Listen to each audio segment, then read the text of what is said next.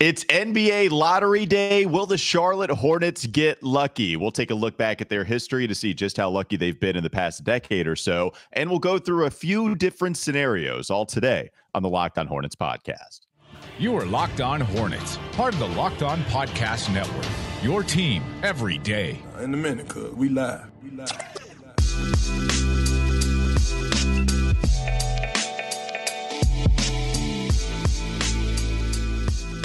It's Locked On Hornets, part of the Locked On Podcast Network. It's your team every day. Today's episode is brought to you by PrizePicks. Check out PrizePicks.com and use promo code NBA, or you can go to your app store and download the app today. PrizePicks is daily fantasy made easy. Thanks for making us your first listen. We're free. We're available on YouTube.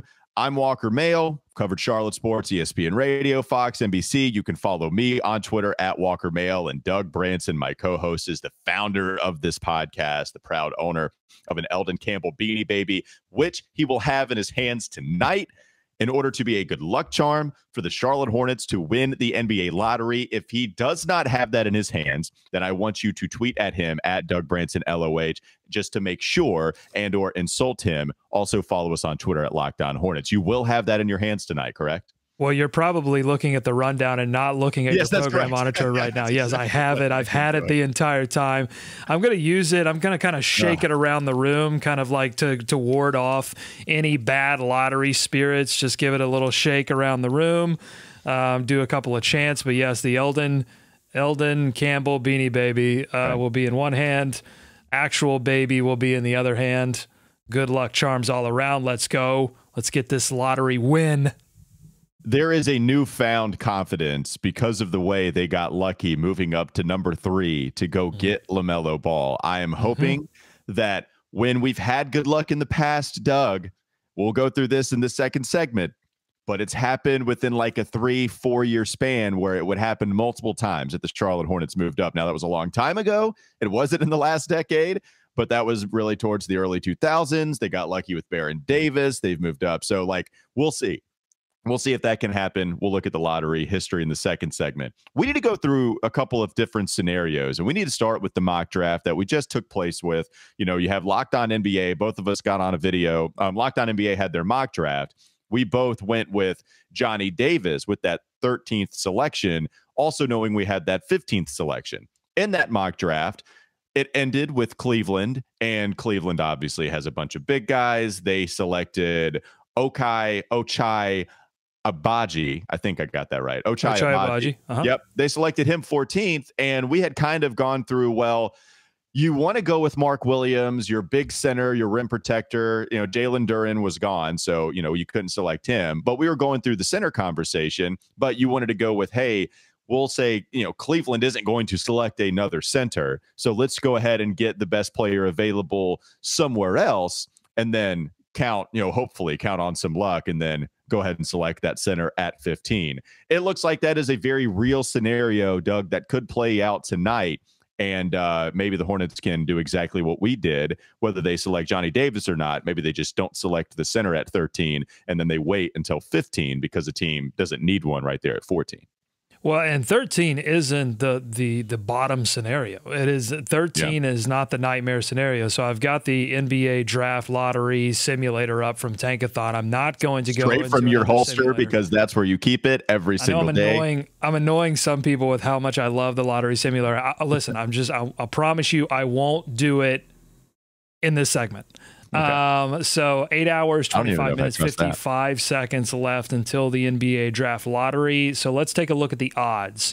So right now, the Charlotte Hornets have a 4.8% chance of jumping into the top 4 positions, and then a 1% chance of getting the number 1 overall selection. But below them is Cleveland. They have a 2.4% chance of jumping into the top 4 and a 0.5% chance of going to number 1 overall. But they could jump the Charlotte Hornets, and that would land them in the 14th position. And so then they would have an interesting scenario scenario in that they have back-to-back picks. All of us fantasy football players, the snake draft, it's that scenario where you have either the first or the last pick, and you get the old snaky snake, the double picks. So that's an interesting scenario, because then if you're the Charlotte Hornets, you're just looking at who's left and saying, all right, Mark Williams, Walker Kessler, Johnny Davis, anyone that can play defense, are they left? Let's just grab 2 players that we feel like fit our system. Yeah, it will be. And that way you can also try to figure out if you want to package those players together. 13 and 14, even though it's not a big difference, it's better than 13 and 15. And then maybe that could send you all the way up to, the top 5 or so of this NBA draft. Do you like the spot that the Hornets are in, given the odds? It's not in cement yet. We're going to find that out tonight. But if it plays out how the odds suggest it will, with the Hornets getting the 13th and the 15th overall selection, do you like the spot that Charlotte is in currently? I like it because I think it gives them options, right? Even if they land 13, even if they land 14, you've got 2 late lottery-ish picks that you can package either to move up maybe into, I'm looking at the mock draft now from Tankathon, and they have Jalen Duren at 11. And Mark Williams at 12. Imagine that's it. I would hate that. That would hurt a little.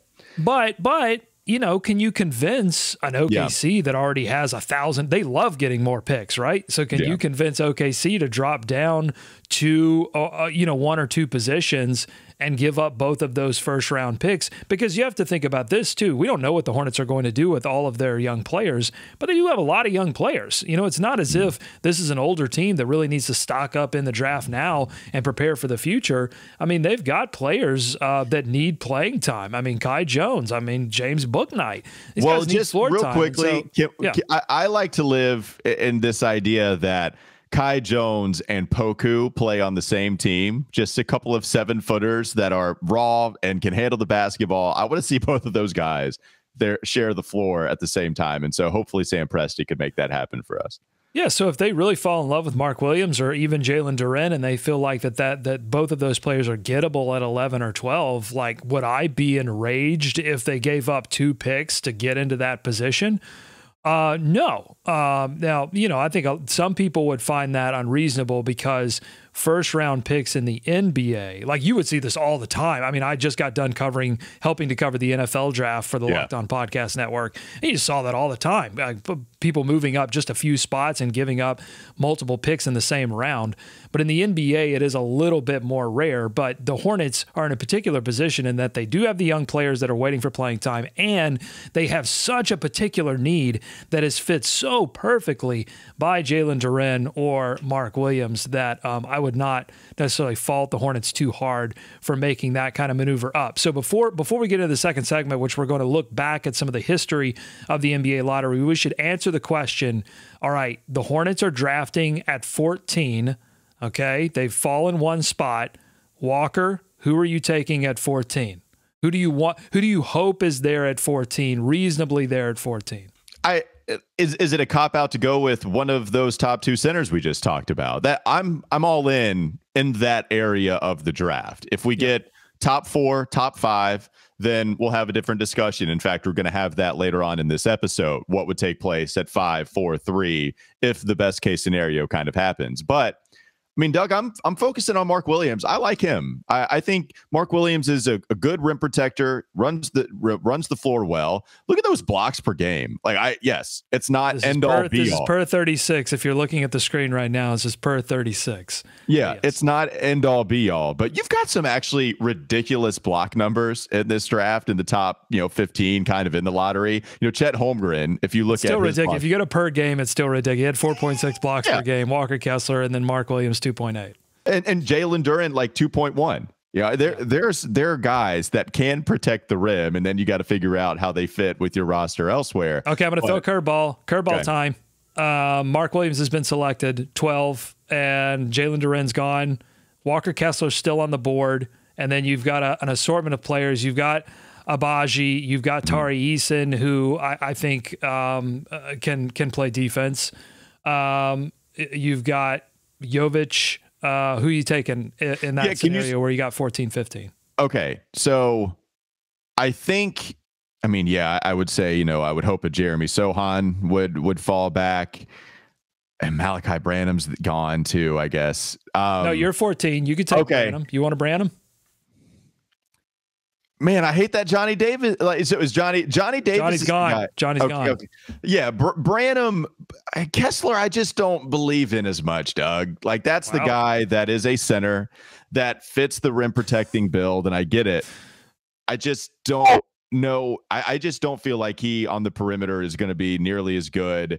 You know, I don't necessarily believe in the shot to work as well either in the NBA. I would rather have a couple of those other centers instead of a Walker Kessler. And Branham was the reach in our Locked On NBA lottery mock draft. Should also mention before we get to the next segment that I will be part of the live coverage of the NBA lottery. I will be on there until the Hornets are selected, and then I'm going to march over and do a Locked On Now with some analysis of what the Charlotte Hornets should do once we do know what that is. Walker is going to be, pointed the wrong way. Walker is going to be on Locked On NBA. So we've got this thing. Company men, folks. Yep, we are. I'm going to be on Locked On NBA with Jake Madison later on tonight. We'll talk about the game and give some of that analysis, but also go over the lottery results as well. All right, coming up next on the Locked On Hornets podcast. We're going to go with the NBA lottery history for the Charlotte Hornets and exactly how they've fared recently, even go into some of the times where they did move up quite a bit on the NBA draft order. Let's talk about PrizePicks. All right, NBA fans, I know you're looking for a daily fantasy option for the NBA. You need to try the award-winning app PrizePicks. It's a daily fantasy app made easy for you. I love it. I know you will too. You can pick 2 to 5 players, excuse me, and an over-under on their projections. You can win up to 10 times on any entry, and it's just you versus the projected numbers. It's that easy. Entries can be made in 60 seconds or less, so it's not going to take a whole lot of your time. It's safe. It offers fast withdrawals. You can use the award-winning app on both the App Store and Google Play. So there are a couple of different ways you can access it. For a limited time, PrizePicks has an exclusive no-brainer of an offer for all of our users. You can get $50 for free if a player in your first PrizePicks entry scores a single point, but you must use code NBA. That's right. This is an exclusive offer available to Locked On fans. So sign up today and use code NBA. $50 for free if a player in your first PrizePicks entry scores a single point. And while you're trying to figure out your PrizePicks lineup, you can be snacking on a Built Bar, especially if you're Doug Branson, doing it in the morning, eating that breakfast like he's been doing daily, limited time flavor like the birthday cake. It's so good. It's really just kind of like dipping your finger in a whole bucket of frosting, except it being like 130 calories. Yes, I can hear the crunkling of the wrapper, even if I'm not looking at Doug right now, and instead looking at the rundown. That sounds like a delicious Built Bar with about 150, 130 calories. That's high in protein and high in fiber. Am I right, Doug? Is that about it? That is correct. All right. Go to Built.com. Use promo code LOCKED15. Get 15% off your order. Use promo code LOCKED15 for 15% off at Built.com. NBA lottery history for the Charlotte Hornets. We'll talk about that next on the Locked On Hornets podcast. This is Locked On Hornets. So wait a minute. Do we value players that forget plays all of a sudden? I thought we loved LeBron James because he remembered he could cite to you every single play from every game he's ever played in. Now all of a sudden we like players who have no idea what happened on the previous play. I don't think you want him to play scared, right? It's time for more of the Locked On Hornets podcast.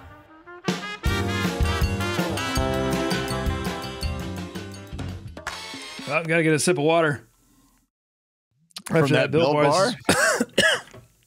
This is why you don't. This is why you don't eat or drink anything on camera.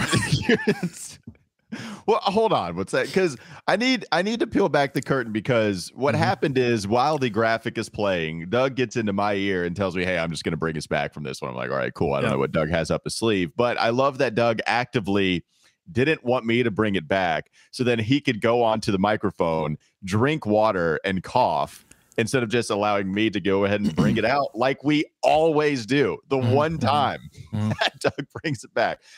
Okay, that's fine. Well, a couple of things. Number one, I did have a plan, and then I got a little froggy in my throat. I got a little Mitch Kupchak froggy right here in the old throat ski, and so I had to take care of that. Unfortunately, that made it worse because you know how sometimes you have a swig of water, it's a little dry, goes down the wrong pipe, all of a sudden it's Cough City. But I did want to bring us back and just mention that if you're watching on YouTube, you can see that I'm wearing the duds. I've got the tuxedo T-shirt that they gave out when the Hornets returned to Charlotte. So I put my best duds on. I've got my draft hat on with the sweet underbill. This was the Frank Kaminsky draft, which I know what you're thinking. Why would you, luck here? Why would you wear that particular hat? I'm telling you, I'm going reverse. I'm reversing everything because I feel like I want to put a little reverse jinx on this thing. So I'm wearing this. I do have the Eldon Campbell Beanie Baby, which I got at the last home game, the regular season home game of the Hornets first iteration. So I'm really going reverse juju on this mock draft, hoping that it brings home a dub. I don't think, correct me if I'm wrong, but I think the NBA draft hats are actually pretty good, and the NFL draft hats are always a problem. I think this past year they were okay, but usually the NFL draft hats are atrocious, and the NBA draft hats are usually pretty cool. I don't think I have that wrong, but that one is a cool one. Even if it is for Frank Kaminsky, the underbill, it's sweet. It has the logo. Hopefully it all works out for you, Doug. All right, let's look at the lottery history for the Charlotte Hornets. Before we do that, I know that's the plan for the segment, but we forgot to do something in the first segment, which is let's look at. What did we forget? Well, we forgot to look at who is going to represent. Oh, that's right. The Charlotte Hornets on the stage. It will be PJ Washington, and I've got the full list up here. Let's get rid of our ugly mug so you can actually see the list. It's such a good one. So let me just run it. Let me run it down and then we'll talk about it. Hornets have PJ Washington. Cleveland has Anderson Varejao. Detroit Pistons has Rip Hamilton. Houston Rockets, Raphael Stone, the GM. Indiana Pacers, the assistant general manager, Kelly Krauskopf. New Orleans Pelicans have Swin Cash. That's awesome. She's the VP of basketball operations. New York Knicks have William Wesley, who is a EVP. Oklahoma City Thunder, Nick Collison, Thunder legend. We'll get back to that. Don't worry. Orlando Magic has Jeff Weltman, who's the president of basketball operations. Portland, Damian Lillard. Sacramento, Domantas Sabonis. That's interesting. The newest Sacramento King. San Antonio Spurs have the Admiral, David Robinson, Spurs legend and strategic partner. And finally, the Washington Wizards have Wes Unseld Jr., the head coach. Okay, you wanted to get back to Nick Collison as we were going to talk about this list. Why is that? That's fantastic because he's a Thunder legend. He is the ultimate end of the bar guy legend, like the guy at your local bar who sits at the end, doesn't really cause much of a ruckus, occasionally has something funny to say. Everybody knows who he is, and that's why he's a legend. He's not a legend because he just dominates every night. He's a legend because he shows up, he orders the same thing, and everybody loves him. Nick Collison. We've had that conversation, I think, maybe it was with Nada, about who our Nick Collison is. Somebody that just didn't play for another team. He didn't even, he played, but he didn't put up really good stats. And that allowed everybody, a part of that fan base, to call him a legend. I don't know if there's that player that exists for the Hornets, but Nick Collison fits that bill. I know Jeff Foster was that for Indiana. It's the same tall, big center, white guy. He actually got a decent amount of minutes, but I don't know if Charlotte Hornets have that. But yeah, I feel not of that. Marvin Williams, but he was too. I think he was too good to be that. He was too much of a contributor to be that player. Somebody who just hung around at the end of the bench for a long time, and gave you solid minutes here and there. Yeah, it's tough. I don't think there's, and honestly, those players are kind of rare in every franchise these days because there is so much player movement and cap machinations that happen. Okay, are you ready to take a look at the history of? You really do need to get ready because it's not exactly pretty what we're going to be looking at, except for a few particular moments. But I've got it courtesy of RealGM.com here. I've got the history of the Charlotte Hornets in the lottery. So if we back it all the way up to 1989, the inaugural year, it didn't get off to a great start. They dropped 3 positions and ended up selecting J.R. Reed. Now, I did go and look at, let's open this up in a new tab. I did go and look at the 89 draft just out of curiosity. So they get J.R. Reed in the 5th position. They miss out on Glenn Rice, but of course, we know how history played out there, Walker. They ended up getting Glenn Rice in his prime anyway. They missed out on Sean Elliott, Danny Ferry, and then the number 1 overall selection, which they were slated to get. The odds were in their favor to get the number 1. Ended up going Purvis Ellison to the Sacramento Kings. Purvis. Yeah. They called him. Well, thank you. That's great. Great contribution, Nervous Purvis. I'm here to help. Yeah, never nervous Purvis. Glenn Rice, it's funny that he would eventually become a Charlotte Hornet, and they didn't really miss out on too many great guys the next, I guess, 5 picks from the list that I saw there. So, but you see, Doug, like the back-to-back years that they got lucky, moving up 4 to get LJ and then moving up 6 to get Zoe. Oh, yeah, it's amazing. Those were fantastic years. And the fact that I always think about this, Walker, had they blown, it's so easy to blow those picks because there's so many variables, so many unknowns. But this franchise could be in an even worse place. It's in a tough position now because they've never been to an Eastern Conference Finals. They moved to New Orleans. They came back. Like this franchise is full of ups and downs. But this franchise is probably in like Sacramento Kings territory if they miss out on one or both of these picks, Well, and I don't know if you looked this up. I know the 92 draft is Shaquille O'Neal. And if they would have moved up just one more spot, Shaquille could have started his career with the Charlotte Hornets instead of the Orlando Magic. Instead, we get Alonzo Mourning. And how funny is it? I mean, I guess. But what if they end up with, that's what I'm saying. Look at 3. So look at the players that could have been right in their wheelhouse. Christian Laettner. Sure. Jim Jackson, LaFonso Ellis, Tom Gugliotta, Walt Williams, and then somebody at number 8 named Todd Day. Okay. 8-year vet Todd Day, Doug. I mean, right. You have to go to Robert in the lottery because it doesn't show me here in Real GM beyond the lottery, but you have to go down to Robert Ory, who was, big shot Bob, but was not, wasn't going to turn your franchise around. Needed to go Jim to Jackson several different.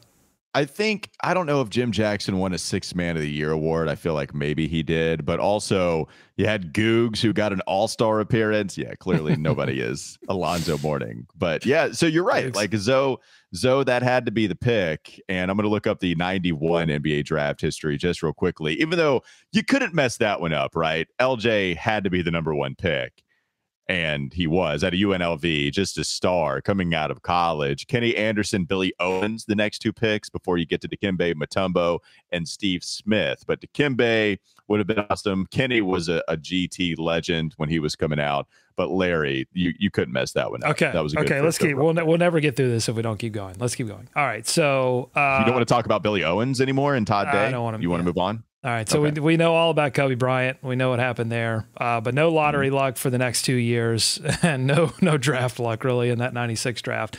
But then we get to 1999. They move up 10 spots. They had a 0.5% chance of, I think, jumping into that top 3, and they end up moving 10 spots to 3 to get Baron Davis, who, of course, helped catapult that team into contention, into possible Eastern Conference Finals contention towards the end of the run.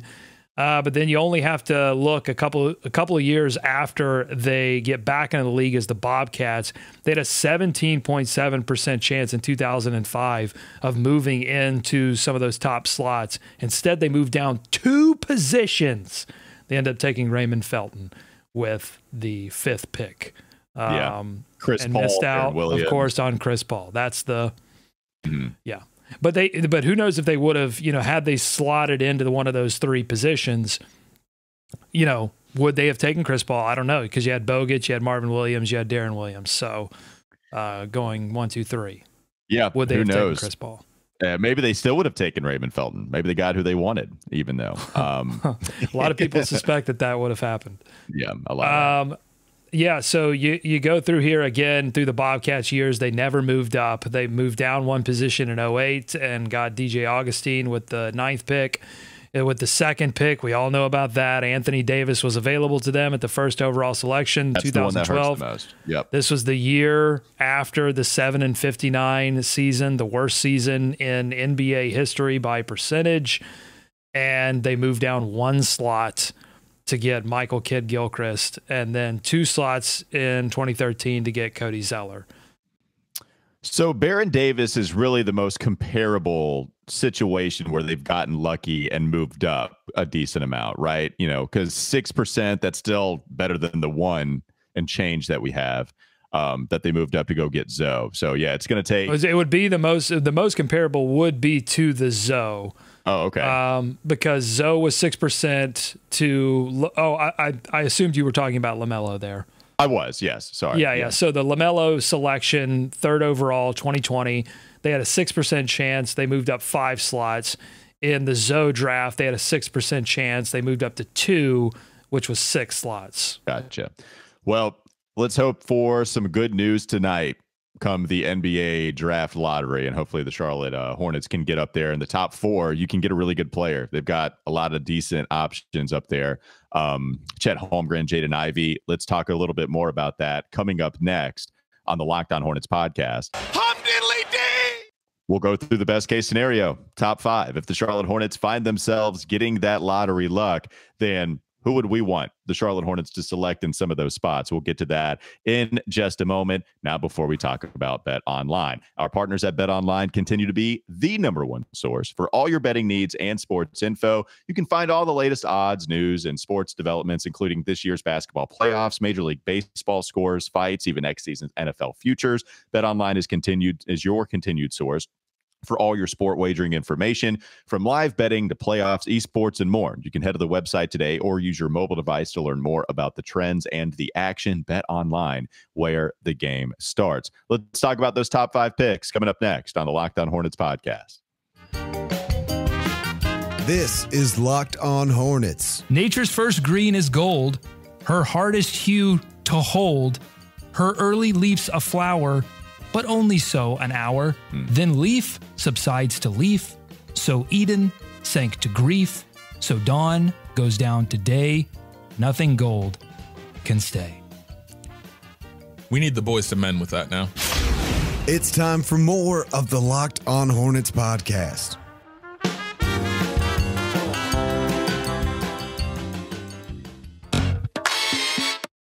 All right, let's talk about the top 4 picks, because that's really where the Charlotte Hornets, that's the chance they have to move up to, not top 5, but top 4 of this upcoming NBA draft.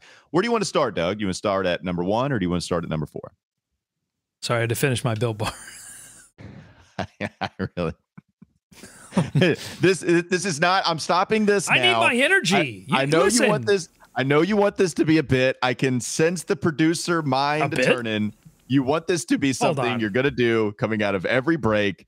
No, you cannot eat a Built Bar coming out of every break, and you cannot drink water coming out of every break.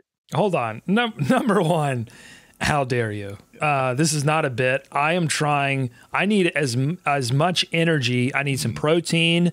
I need all of the energy, because tonight's going to get wild. I'm telling you, I can feel it.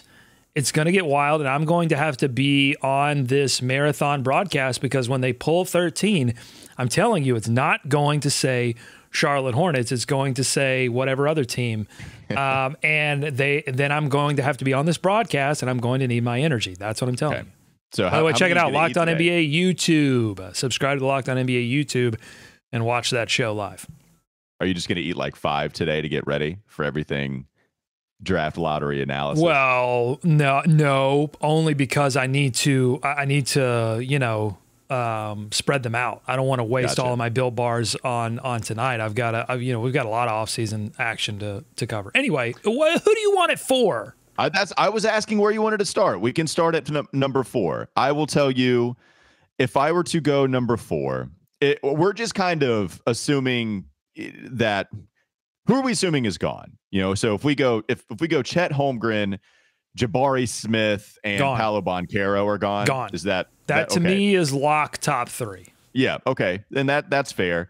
So Shaedon Sharpe. What are you hoping they can do it for? I would love Jaden Ivey. Wow. He's my favorite. He's probably my favorite player in this class. I think I'm not saying I would draft the number 1. If the Hornets had it their way, you'd probably want to go Paolo or Chet Holmgren. Really, Chet Holmgren, because he provides all the defense that you need, especially protecting the rim. That would have to be the best case scenario for the Charlotte Hornets. But in this one, right, Charlotte Hornets get the number 4 pick. I'll take Jaden Ivey. I'll put him in the backcourt with LaMelo. You can have LaMelo create. You can have Jaden be that combo scorer. 6'4" isn't necessarily the tallest, but it's not like that's crazy small for a guard. No. You might want 6'5", 6'6", fair enough, but 6'4" is not crazy small. I think he's really smart. I think he can also shoot alongside LaMelo. I love Jaden Ivey, and that would allow you to move off of a Terry Rozier. And even if you wanted to try to put Book Knight in there, I mean, Book Knight isn't going to deter you from from selecting a guard. I mean, you're still going to take the best player available, even if it is somebody that plays the same position. So Jaden Ivey, if he's available, I'm taking him because I think there's a realistic opportunity for that to happen if the Hornets would move up to 4. That he'd be available. and so let's go over some other scenarios that I like, because I agree with you that makes the most sense if it goes home some order of Holmgren, Jabari Smith, Paolo Banchero, however that order shakes out. If those, you go best available at that point. You don't worry about defense, you don't worry about needs. You just go and grab the best available player. But let's talk about some other scenarios that I hope happen if they were to get the 4th pick. There's 2 scenarios that I see. Jaden Ivey moving up into that top 3 echelon. I'm hearing whispers. I'm reading stuff. I love him. I think he's great. That says Jaden Ivey might be the player that can break this stranglehold that Holmgren, Smith, and Banchero have over the top 3 picks. So if that happens, then there's a possibility that a Holmgren or a Jabari Smith, depending on who those top 3 slots go to, they might not necessarily need the services that Holmgren and Smith provide. I think Banchero kind of fits everywhere, essentially. Like, I could see any team really taking a Banchero. But Holmgren and Smith are a little bit more specialty, so maybe they fall into the Hornets' lap at 4. The other scenario that I see, Walker, is taking that 4th pick and that 15th pick. Let's not forget about the old 15 sitting there. And if Holmgren or Smith are available at 3, then you could possibly convince whoever is in that 3rd slot, hey, take this 15th pick. Let me shoot up into the 3rd pick. Yeah, I know, and I understand all of that. Like I with Jaden Ivey, with those being a couple of the situations the Charlotte Hornets could go through. Yeah, I think Ivy is still my preferred. But do you agree? Chet is still the number 1. If the Hornets get the number 1 overall pick, they're taking Chet, right? It's got to be automatic. Automatic. Yeah, I mean, Banchero is interesting enough to maybe having to consider it, because I think the star potential is probably there. But Chet Holmgren having that ability to shoot threes, play on the perimeter and switch, protect the rim. Everybody's scared of, how much weight he can put on because he weighs 195 at 7 feet. Like, we know how real thin he is, but he can also get by that. Like, he still was an amazing defender this past year with Gonzaga. All right, so Chet Holmgren has to be the number 1 pick. You think Paolo's got to be second? So we just did 1. So we've done 4. Right. We've done 1. How about 3? I'm gonna throw a scenario at you. All right, the Hornets are sitting at 3. And they can't make a deal to move up to 1. They can't make a deal to move up to 2. Chet Holmgren, Jabari Smith, they're off the board. Banchero, Ivy, Sharp, Murray, Griffin, Mathurin, they're all available. What are you doing at 3? You said Banchero's available? Yes. Yeah, I'll go Banchero. All right, Banchero's. And in fact, here just to make it easy, I'll go Chet Holmgren, Banchero. Doug, I'll go Jaden Ivey. I got him 3 over Jabari Smith. Wow, huge. Yeah. Boom. Huge. I like Jaden Ivey that much. I think Jabari Smith is a star in the making. I don't think you pass. I'm less concerned about Jabari Smith than I am Chet Holmgren. I'll say that. I think Jabari Smith has more of a guarantee to be a longtime contributor in the NBA. I think there are a few little risk factors with old Chetty Holmgren that I don't think exists with Jabari Smith. So I think that's fine. You go Jaden Ivey, you go Banchero there. I think you're fine. If they start to get cute and look at Murray or Sharp, then I get a little worried if they fall in love with a player like that. But here's a scenario that we haven't talked about that I know a lot of people in the YouTube comments really want us to talk about, which is, hey, if the Hornets get lucky, but they don't get that lucky, like if they get number 1, I think you take Chet Holmgren and you go home. But if they get 3 or 4 lucky, even 2 lucky, I think you have to explore some opportunities to trade that pick or a combination of picks in order to acquire the actual veteran center that you want. You maybe call up Phoenix and say, hey, I hear you're having some issues. Yeah.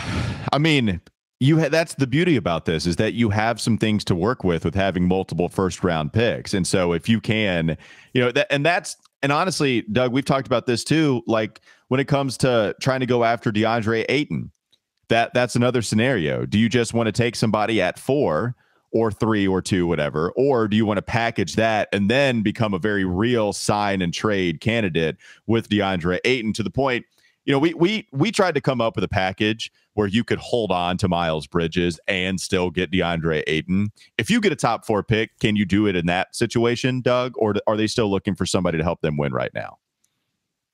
I would lean towards getting someone that could help them win right now. So much of this is also interesting, right? Because the Hornets don't have a head coach yet. And that head coach might also be the general manager. Right now, I think Mitch Kupchak is in Chicago at the Combine. I think I read that.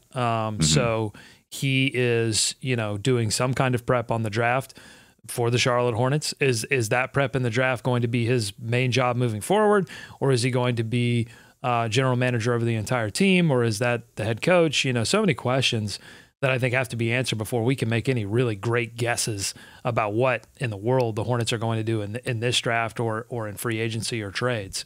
But it's all super interesting. I cannot wait to get some more clarity, and that clarity hopefully being a top 4 pick.